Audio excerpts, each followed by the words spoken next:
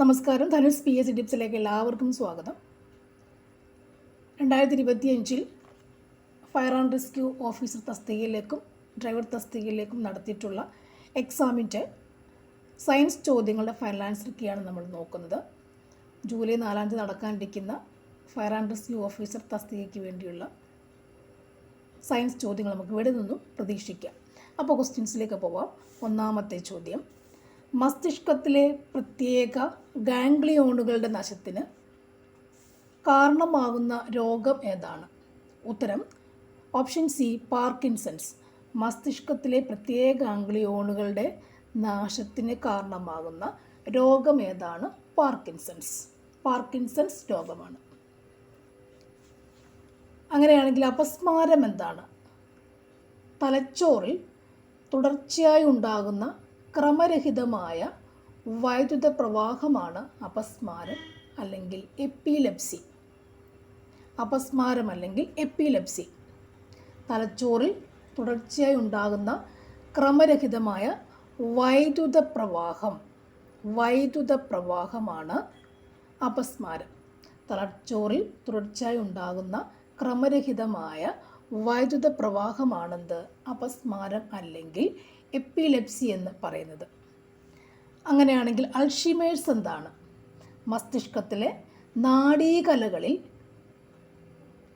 ഉള്ള ഒരുതരം പ്രോട്ടീൻ അടിഞ്ഞുകൂടി ആ ന്യൂറോണുകൾ നശിക്കുന്ന അവസ്ഥയാണെന്ത്? അൾഷിമേഴ്സ്. മസ്തിഷ്കത്തിലെ നാഡീകലകളിൽ അവിടെ ലയിക്കാത്ത ഒരുതരം പ്രോട്ടീനുണ്ട്. ആ പ്രോട്ടീൻസ് അവിടെ അടിഞ്ഞുകൂടി ന്യൂറോണുകൾ നശിക്കുന്ന അവസ്ഥയാണ് അൾഷിമേഴ്സ് എന്ന് പറയുന്നത്. ന്യൂറോണുകൾ നശിക്കുന്ന അവസ്ഥയാണ് അൾഷിമേഴ്സ്. അതിന് കാരണം ഒരു പ്രോട്ടീനാണ്, അലേയമായ ഒരു പ്രോട്ടീനാണ്. ആ അലേയമായ പ്രോട്ടീൻ നാഡീകലകളിൽ അടിഞ്ഞുകൂടുന്നത് കൊണ്ട് ന്യൂറോണുകൾ അല്ലെങ്കിൽ നാഡീകോശങ്ങൾ നശിക്കുന്നു. ആ അവസ്ഥയാണ് അൾഷിമേഴ്സ് എന്ന് പറയുന്നത്. ഓക്കെ, നെക്സ്റ്റ് ചോദ്യത്തിലേക്ക് പോവാം. ക്യാൻസർ മൂലമോ അതിൻ്റെ ചികിത്സ മൂലമോ ഉണ്ടാകുന്ന വിളർച്ച ചികിത്സിക്കാൻ ഉപയോഗിക്കുന്ന പ്രോട്ടീൻ ഏതാണ്? ആൻസർ എറിത്രോപോയറ്റിൻ.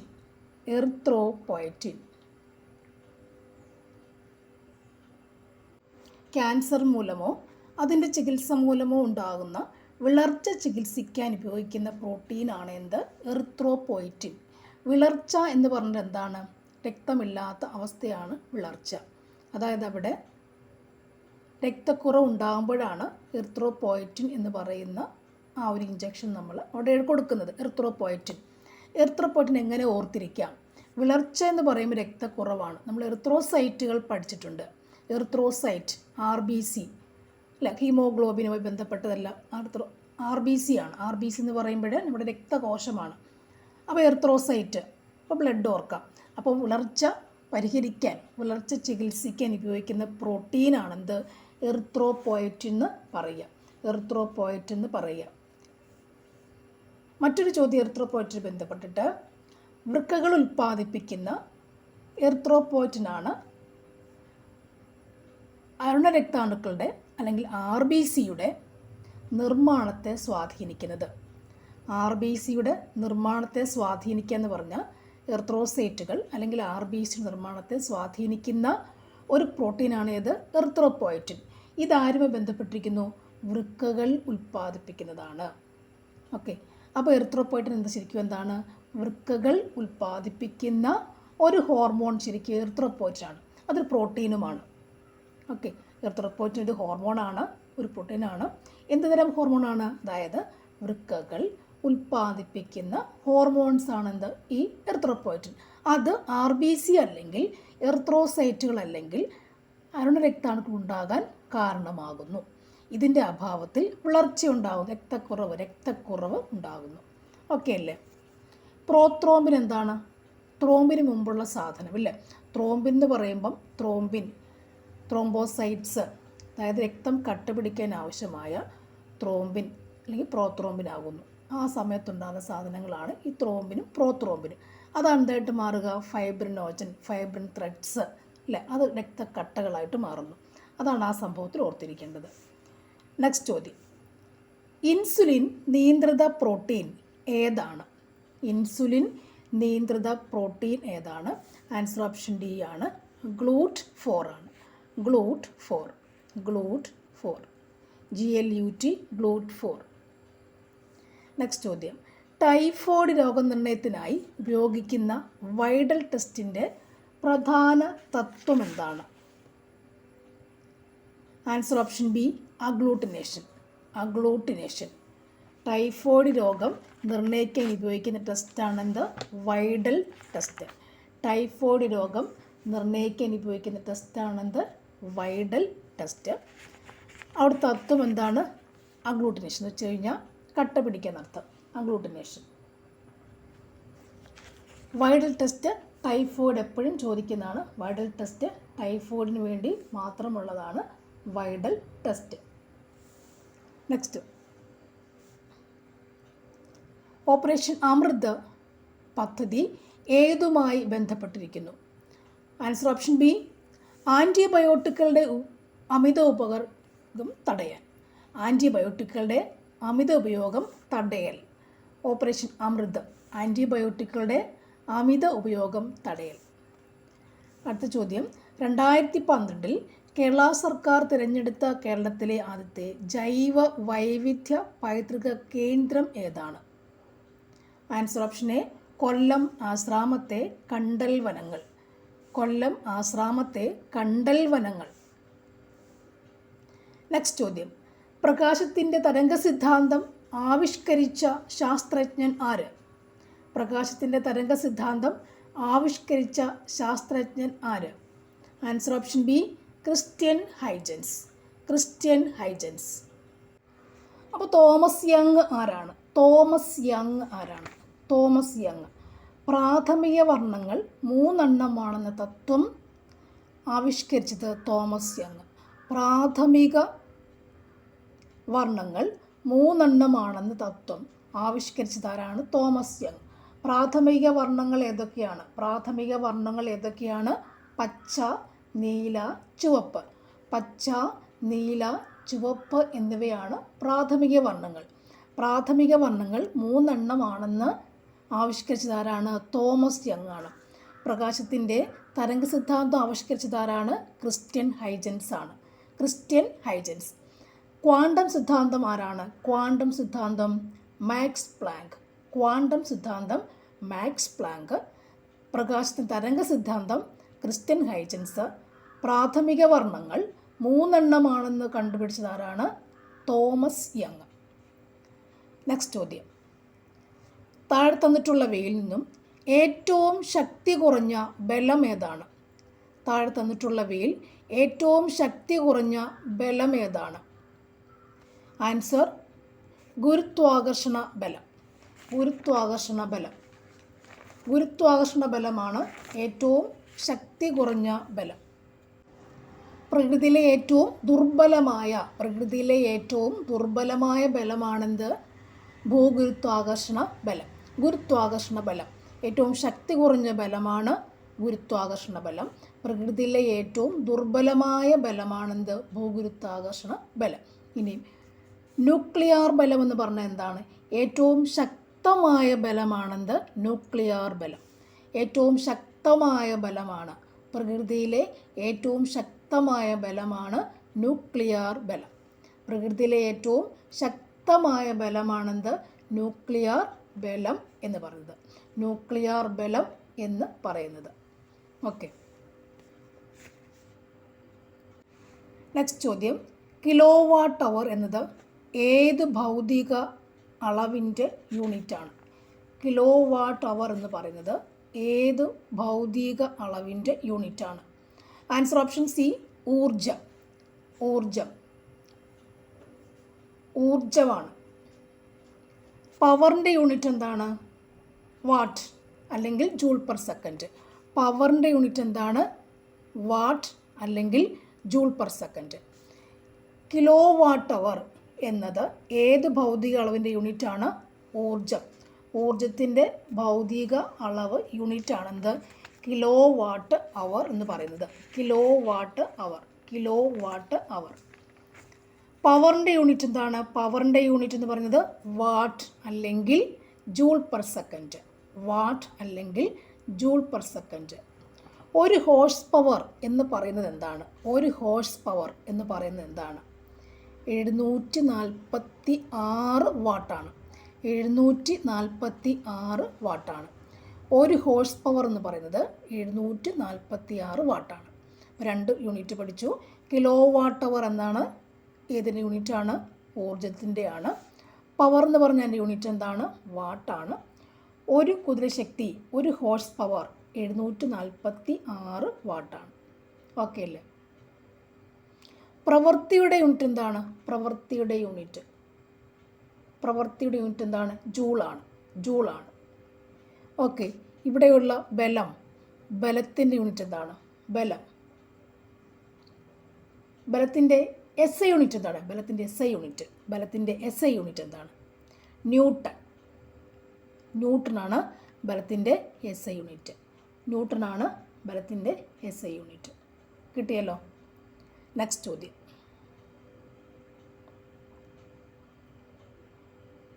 ഭൂമിയുടെ ലോ എർത്ത് ഭ്രമണപഥത്തിൽ 2 ബഹിരാകാശ വാഹനങ്ങൾക്കിടയിൽ ഡോക്കിങ്ങും അൺഡോക്കിങ്ങും പരീക്ഷിക്കുന്നതിനായി വിക്ഷേപിച്ച ISRO ദൗത്യത്തിൻ്റെ പേരെന്താണ്? Answer option D, SpaDeX mission. ISRO ദൗത്യത്തിൻ്റെ പേരാണ് SpaDeX mission. Docking and undocking ഓർത്തിരിക്കുക, സ്പാഡെക്സ് മിഷൻ. നെക്സ്റ്റ് ചോദ്യം. റുദർഫോർഡിൻ്റെ ആൽഫ കിരണ വിസരണ പരീക്ഷണത്തിലെ തെറ്റായ നിരീക്ഷണം ആണ് ഡാഷ്. ആൻസർ ഓപ്ഷൻ ബി, സ്വർണ്ണത്തകിടിലൂടെ മിക്ക ആൽഫ കണങ്ങളും 180 ഡിഗ്രി വരെ വ്യതിചലിച്ചു. 180 ഡിഗ്രി വരെ വ്യതിച്ചതാണ് എൻ്റെ തെറ്റായ ഓപ്ഷൻസ്. നെക്സ്റ്റ് ചോദ്യം.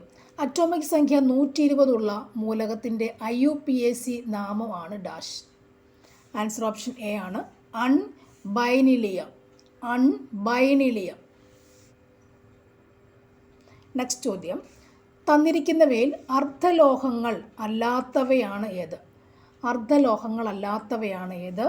മഗ്നീഷ്യം. Next one. ദ്രവ്യത്തിൻ്റെ 9ാമത്തെ അവസ്ഥയാണ് ഏത്? ഇതിൻ്റെ ഉത്തരം നിങ്ങൾ കമൻറ്റ് ചെയ്യുക കേട്ടോ. അറിയാവുന്നവരൊന്ന് കമൻറ്റ് ചെയ്യുക. ഓക്കെ. നെക്സ്റ്റ്. ഇവിടെ ഉത്തരമില്ല. അടുത്ത ചോദ്യം. അണുബാധയോട് ആദ്യം പ്രതികരിക്കുന്ന ആൻറ്റിബോഡി ഏതാണ്? Answer option B, IgM. അണുബാധയോട് ആദ്യം പ്രതികരിക്കുന്ന ആൻറ്റിബോഡി ഏതാണ്? Answer IgM. ആൻറ്റിബോഡി എന്ന് പറഞ്ഞാൽ എന്താണ്? അതായത് ഇമ്മ്യൂണോഗ്ലോബുലിൻ എന്നറിയപ്പെടുന്ന ഒരു വിഭാഗം പ്രോട്ടീനുകളാണ് ആൻറ്റിബോഡി. ഇമ്മ്യൂണോഗ്ലോബുലിൻ എന്നറിയപ്പെടുന്ന ഒരു വിഭാഗം പ്രോട്ടീനുകളാണ് ആൻറ്റിബോഡികൾ. ഇമ്മ്യൂണോഗ്ലോബുലിൻ എന്ന് പറയുമ്പോൾ പ്രധാനമായിട്ടും 5 തരമാണുള്ളത്. Immunoglobulins IG. ഇമ്മ്യൂണോഗ്ലോബുലിൻ എന്ന് പറയുമ്പോൾ പ്രധാനമായിട്ടും 5 തരമുണ്ട്. ഒന്ന് IgM, IgG,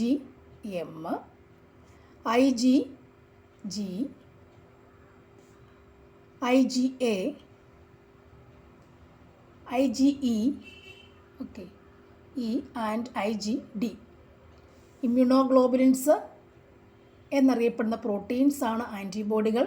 ഇവ immunoglobulins 5 തരമുണ്ട്. IgM, IgG, IgA, IgE, IgD എന്നിവയാണ്. ഏറ്റവും കൂടുതൽ കാണപ്പെടുന്ന ആൻറ്റിബോഡിയാണ്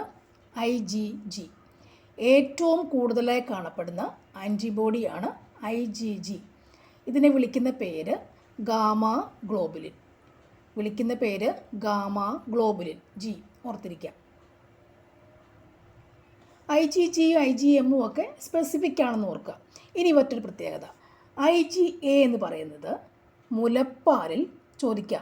മുലപ്പാലിൽ ഏറ്റവും കൂടുതലുള്ള ആൻറ്റിബോഡിയാണ് IgA.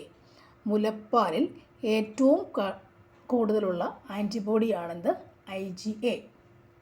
നെക്സ്റ്റ് IgE എന്ന് പറയുന്നത് അലർജിക്കെതിരെ പ്രതികരിക്കുന്ന ആൻറ്റിബോഡിയാണ് IgE.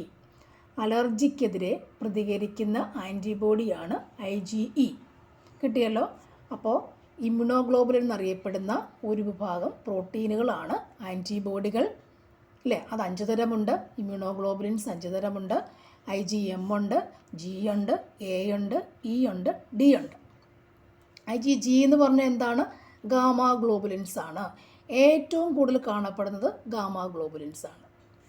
ഇനി മുലപ്പാലിൽ കാണപ്പെടുന്ന ആൻറ്റിബോഡി ഏതാണ്? IgA, അല്ലേ? കൊളസ്ട്രം ആദ്യത്തെ മുലപ്പാൽ, അല്ലേ? കൊളസ്ട്രോളിൽ കാണപ്പെടുന്നത്. ഇനി E എന്ന് പറയുമ്പോൾ എന്താണത്? IgE എന്ന് പറഞ്ഞാൽ അലർജിക്കെതിരെ കാണിക്കുന്നതാണെന്ത്? ആൻറ്റിബോഡിയാണ് IgE. ഓക്കെ. നെക്സ്റ്റ് ചോദ്യം, ലാറ്റിറ്റ്യൂഡിനൽ ഗ്രേഡിയൻറ്റ് ഓഫ് ബയോഡൈവേഴ്സിറ്റി കൊണ്ട് ഉദ്ദേശിക്കുന്നത് എന്താണ്, സൂചിപ്പിക്കുന്നത് എന്താണ്? ആൻസർ ഓപ്ഷൻ എ, ജൈവവൈവിധ്യം ഭൂമധ്യരേഖയിൽ നിന്ന് ധ്രുവങ്ങളിലേക്ക് കുറയുന്നു. ജൈവവൈവിധ്യം ഭൂമധ്യരേഖയിൽ നിന്ന് ധ്രുവങ്ങളിലേക്ക് കുറയുന്നു.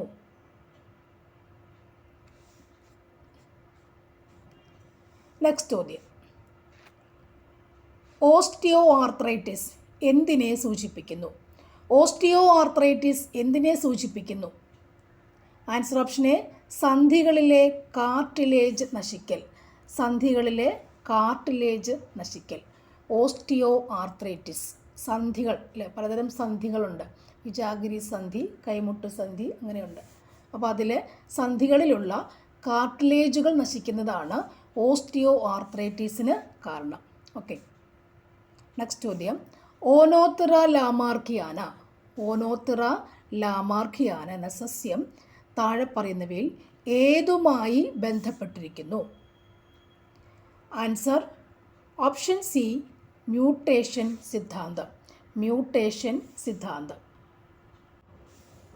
അപ്പോൾ ഓനോത്തിറ ലാമാർക്കിൻ സസ്യമാണ് അവിടെ ഏത്? മ്യൂട്ടേഷൻ സിദ്ധാന്തത്തിൽ ഉപയോഗിച്ച് പോരുന്നത്. അതുകൊണ്ടാണ് അതിന് ആ പേര് വന്നത്, മ്യൂട്ടേഷൻ സിദ്ധാന്തം എന്ന് പറയുന്നത്. ഇവിടെ ലാമാർക്ക് സിദ്ധാന്തമുണ്ട്. ലാമാർക്ക് സിദ്ധാന്തം അപ്പോൾ എന്താണെന്ന് നോക്കാം. ലാമാർക്ക് എന്ന സയൻറ്റിസ്റ്റ്, അദ്ദേഹമാണ് സ്വയാർജിത സ്വഭാവങ്ങളുടെ പാരമ്പര്യ പ്രശ്നം, theory of inheritance of acquired character. Theory of inheritance of acquired character, അതായത് സ്വാർജിത സ്വഭാവങ്ങളുടെ പാരമ്പര്യ പ്രേക്ഷണം. സ്വയാർജിത സ്വഭാവങ്ങളുടെ പാരമ്പര്യ പ്രേക്ഷണമാണ് ലാമാർക്ക് എന്ന സയൻറ്റിസ്റ്റ് കണ്ടുപിടിച്ചിട്ടുള്ളത്. ഓക്കെ. ഇനി അടുത്തതാണ് മറ്റൊരു ശാസ്ത്രജ്ഞനാണ് Hugo de Vries. Theory of mutation. Okay, കണ്ടില്ലേ? Theory of mutation. അതിൻ്റെ മലയാളം പേര് ഉൽപരിവർത്തന സിദ്ധാന്തം. അത് കണ്ടുപിടിച്ചത് ആരാണ്? Hugo de Vries. Hugo de Vries. Hugo de Vries. Hugo de Vries ആണ് മ്യൂട്ടേഷൻ അല്ലെങ്കിൽ ഉൽപരിവർത്തന സിദ്ധാന്തം കണ്ടുപിടിച്ചിട്ടുള്ളത്. ഉൽപരിവർത്തന സിദ്ധാന്തം, തിയറി ഓഫ് മ്യൂട്ടേഷൻ കണ്ടുപിടിച്ചത് ഹ്യൂഗോ ഡീവ്രിസ്. ഹ്യൂഗോ ഡീവ്രിസ് ആണ്. ഹ്യൂഗോ ഡീവ്രിസ് ആണ്. ഓക്കെ. മെൻഡലിൻ്റെ നമുക്കറിയാം പൈസം സറ്റേവിയ. മെൻഡലിൻ്റെ വരുമ്പോൾ പൈസം സറ്റേവ, അവിടെ കുറേ ലോസ് ഉണ്ട്. തിയറി ഓഫ് പയർ ചെടിയിലാണ് അദ്ദേഹം വർക്ക് ചെയ്തത്. മെൻഡലിൻ സിദ്ധാന്തത്തിൽ പൈസം സറ്റേവ, പൈസം പയർ ചെടിയാണ്. പൈസം സറ്റേവ മെൻഡലിൻ സയൻറ്റിസ്റ്റ് കണ്ടുപിടിച്ചത്. മെൻഡൽസിൻ്റെ ലോസ് എല്ലാം അങ്ങനെ വരുന്ന theory of segregation, law of independent assortment, അങ്ങനെ കുറേ 3 ലോസ് അദ്ദേഹത്തിനുണ്ട്. അപ്പം അവിടുത്തത് പൈസം സറ്റേവ എന്ന് പറയുന്ന ചെടിയെ, പയർ ചെടിയെ ആസ്പദമാക്കി അദ്ദേഹം 3 തിയറികൾ കണ്ടുപിടിച്ചിട്ടുണ്ട്. ലാമാർക്ക് എന്ന് പറയുമ്പോൾ എന്താണ് അദ്ദേഹത്തിൻ്റെ പാരമ്പര്യ സ്വഭാവങ്ങളുടെ പ്രേഷണം, സ്വയാർജിത സ്വഭാവങ്ങളുടെ പാരമ്പര്യ പ്രേഷണമാണ് ലാമാർക്കിൻ്റെത്. ഓക്കെ. അപ്പം ഹ്യൂഗോ ഡീവ്രിസിൻ്റെ എന്താണ്? മ്യൂട്ടേഷൻ സിദ്ധാന്തം, ഉൽപരിവർത്തന സിദ്ധാന്തമാണ്. നെക്സ്റ്റ് ചോദ്യം നോക്കാം. ലോകത്തിലെ ഏറ്റവും വലിയ ആരോഗ്യ ദൗത്യം അഥവാ പൊതുജനാരോഗ്യ ഇൻഷുറൻസ് പദ്ധതി ഏതാണ്? പൊതുജനാരോഗ്യ ഇൻഷുറൻസ് പദ്ധതി ഏതാണ്? Answer option B Ayushman Bharat PMJ. Ayushman Bharat PMJ. Next one, അംഗീകൃത സാമൂഹ്യാരോഗ്യ പ്രവർത്തകരായ ആശ എന്നതിൻ്റെ പൂർണ്ണരൂപം എന്താണ്? Answer option C accredited social health activities. Accredited social health activities. Next one, താഴെ പറയുന്നവയിൽ മർദ്ദത്തിൻ്റെ യൂണിറ്റ് അല്ലാത്തത് ഏതാണ്? മർദ്ദത്തിൻ്റെ യൂണിറ്റ് അല്ലാത്തത് ഏതാണ്?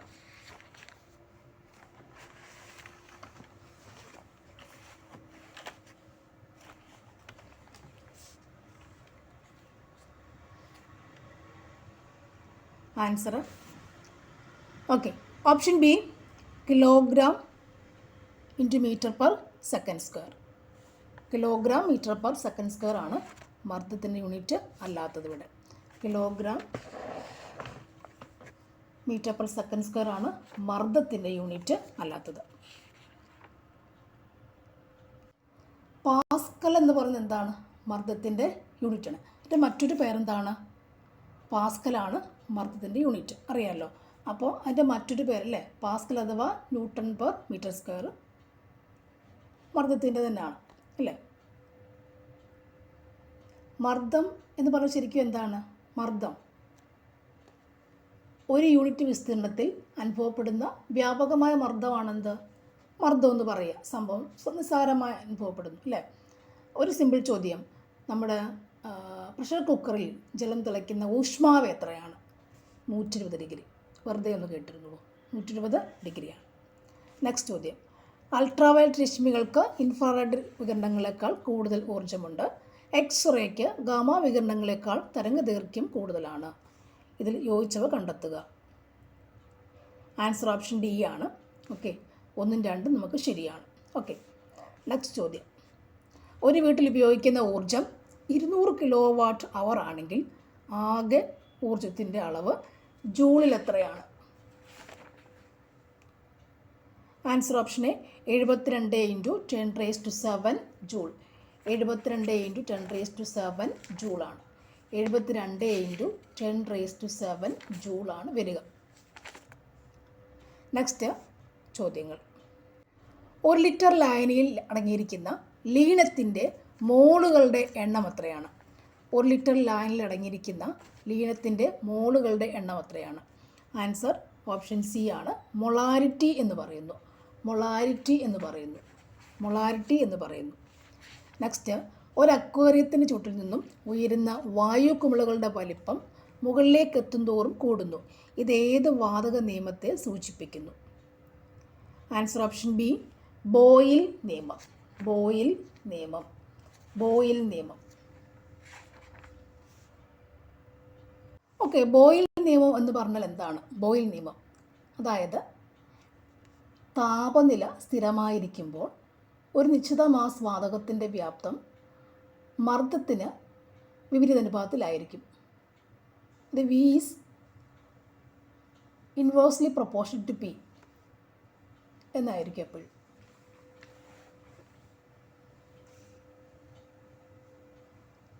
ഇനി ഇവിടെ അവഗാഡ്രോ നിയമമുണ്ട് അല്ലേ. അവഗാഡ്രോ നിയമം എന്ന് പറയുമ്പോൾ നമുക്ക് എപ്പോഴും അറിയാവുന്ന STPയിലൊക്കെ കാര്യങ്ങൾ പോകുന്ന അവഗാഡ്രോ.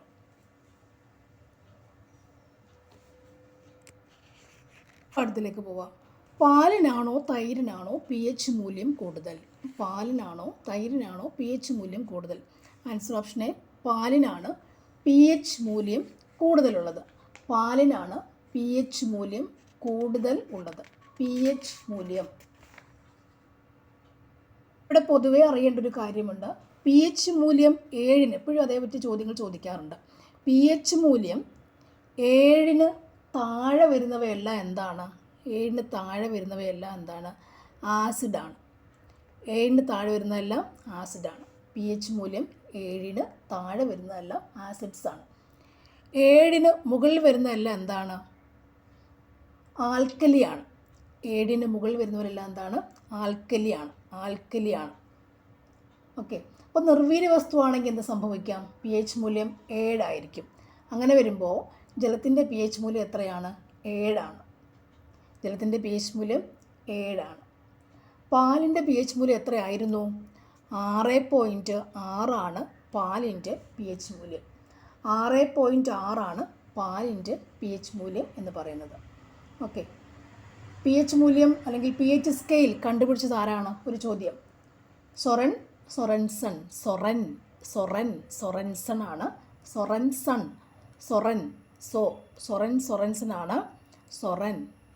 സൊറൻസൺ ആണ് പി എച്ച് മൂല്യം, പി എച്ച് സ്കെയിൽ കണ്ടുപിടിച്ചത്. അത് പൊട്ടൻഷ്യൽ ഓഫ് ഹൈഡ്രജൻ എന്നാണ് പി എച്ചിൻ്റെ. പൊട്ടൻഷ്യൽ ഓഫ് ഹൈഡ്രജൻ ആണ് P H. P H scale കണ്ടുപിടിച്ചതാണ്, പി എച്ച് സ്കെയിൽ കണ്ടുപിടിച്ചതാണ് സൊറൻസൺ. പിന്നെ എന്താ പറഞ്ഞത്? പാലിൻ്റെ പി എച്ച് മൂല്യം 6.6 ആണ് അല്ലേ? പി എച്ച് മൂല്യം 7ൻ്റെ താഴെ വന്നാൽ അത് ആസിഡായി മാറുന്നു. പി എച്ച് മൂല്യം 7ന് മുകളിലേക്ക് പോയാൽ അത് ആൽക്കലിയായി മാറുന്നു. നിർവീര്യ വസ്തുവിൻ്റെ പി എച്ച് മൂല്യം 7 ആവുന്നു. അങ്ങനെയാണെങ്കിൽ നമ്മൾ കുടിക്കുന്ന ജലത്തിൻ്റെ പി എച്ച് മൂല്യം എത്രയാണ്? 7 ആണ്. അതൊരു PVQ ക്വസ്റ്റ്യൻസ് ആണ്. ഓക്കെ, അപ്പോൾ ഇങ്ങനെ ആസിഡ്, ആൽക്കലി അല്ലേ, ബേസ് എന്നിവയുടെ സാന്നിധ്യം തിരിച്ചറിയാൻ നമ്മളൊരു പേപ്പർ ഉപയോഗിക്കാറുണ്ട്. ആ പേപ്പറിൻ്റെ പേരെന്താണ്? Litmus paper. ആസിഡ്, ആൽക്കലി എന്നിവയെ തിരിച്ചറിയാൻ അല്ലെ അവരുടെ സാന്നിധ്യം ടെസ്റ്റ് ചെയ്യാൻ വേണ്ടി ഉപയോഗിക്കുന്ന ഒരു പേപ്പറിൻ്റെ പേരാണെന്ത്? Litmus paper. ഇതൊക്കെ ടെക്സ്റ്റിലുള്ളതാണ്. ലിറ്റ്മസ് പേപ്പർ ഏത്? SCERT ടെക്സ്റ്റിലുള്ള കണ്ടൻ്റാണിത്, ലിറ്റ്മസ് പേപ്പർ. ഓക്കെ,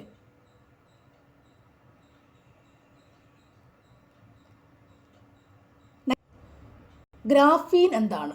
ഗ്രാഫീൻ എന്ന് പറയുന്നത് കാർബണിൻ്റെ ഒരു അലോട്രോപ്പാണ്.